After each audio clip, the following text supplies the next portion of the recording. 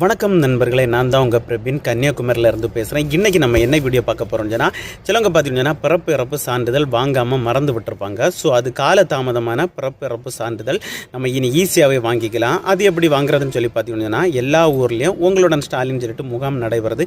இந்த முகாமில் போய்ட்டு நீங்கள் தேவையான ஆவணங்களை கொண்டு நீங்கள் விண்ணப்பம் பண்ணால் போதும். விண்ணப்பம் பண்ணால் 45 நாளைக்குள்ளாலே உங்களுக்கு இந்த சான்றிதழ் கிடைக்கும். காலதாமத இறப்பு பிறப்பு சான்றிதழ். இந்த சான்றிதழ் வாங்கணும்னா உங்களுக்கு என்னெல்லாம் தகுதி இருக்கணும்னு சொல்லி பார்த்தீங்கன்னு சொன்னால், ஃபஸ்ட்டு பார்த்தீங்கன்னா சம்பந்தப்பட்ட வருவாய் கோட்டத்தில் பிறந்து இறந்தவராக இருக்க வேண்டும். ஸோ நீங்கள் எந்த இதில் அப்ளை பண்ணியோ அங்கே பிறந்து இறந்தவராட்டு இருந்தால் மட்டும்தான் நீங்கள் இதுக்கு பதிவு பண்ண முடியும். நீங்கள் போகும்போது என்னெல்லாம் டாக்குமெண்ட் கொண்டு போகணும்னு சொல்லி பார்த்தீங்கன்னு சொன்னால், பிறப்பு இறப்பு பதிவு இல்லாத சான்றிதழ் கொண்டு போனோம். அதுக்கப்புறம் பார்த்தீங்கன்னா உறுதிமொழி பத்திரம்.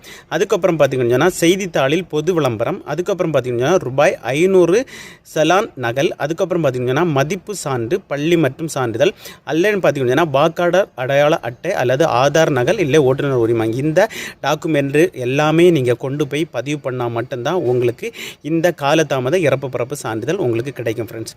ஓகே ஃப்ரெண்ட்ஸ், இதே மாதிரியான யூஸ்ஃபுல்லான வீடியோ தெரிஞ்சுக்க நம்ம சேனலை சப்ஸ்கிரைப் பண்ணி சப்போர்ட் பண்ணுங்கள். தேங்க்யூ.